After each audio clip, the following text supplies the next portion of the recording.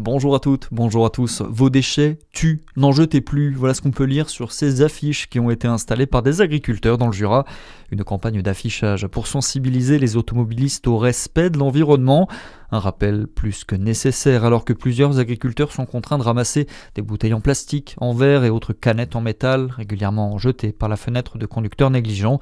Des détritus qui finissent dans les pâturages et qui nuisent à la santé des animaux. Première sortie officielle pour Ludovic Fagot. Un mois jour pour jour après son élection à la tête de la métropole, le nouveau maire de Besançon s'est rendu dans les locaux de Krila, une entreprise de haute technologie qui travaille notamment avec Dassault ou Safran.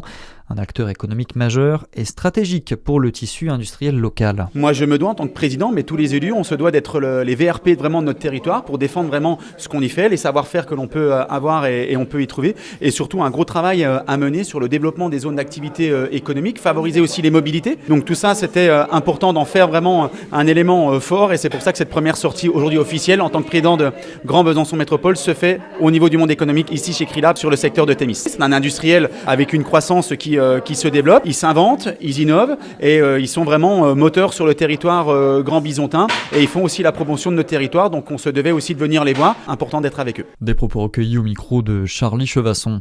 Dans le reste de l'actualité, quelles aides pour faire face à la hausse des prix du carburant? Sébastien Lecornu doit présenter aujourd'hui de nouvelles mesures de soutien.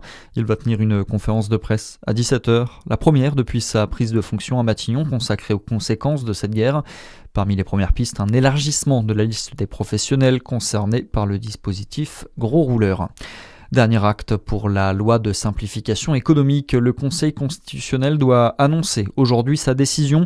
Les sages sont particulièrement attendus sur la question de la suppression des ZFE, ces zones à faible émission contre les voitures polluantes. C'est une première. En France, le tribunal administratif de Toulouse a condamné la ville rose pour inaction face à 36 enseignes lumineuses qui restent allumées la nuit. La législation l'interdit depuis 2013. La ville va devoir verser 1 500 € à France Nature Environnement Midi-Pyrénées. Un mot de sport à présent et en football, l'entraîneur du DFCO féminin va faire ses valises. Pierre-Alain Picard, arrivé à Dijon l'été dernier, devrait quitter le club et poursuivre sa carrière avec le FC Nantes. Un nouveau départ qui s'inscrit dans un contexte de grande incertitude économique pour la section féminine du club dijonnais. Et puis opération porte ouverte bientôt pour les gendarmes de Dole. Le 6 juin prochain, les militaires dolois organisent une journée pour faire découvrir leur métier au grand public.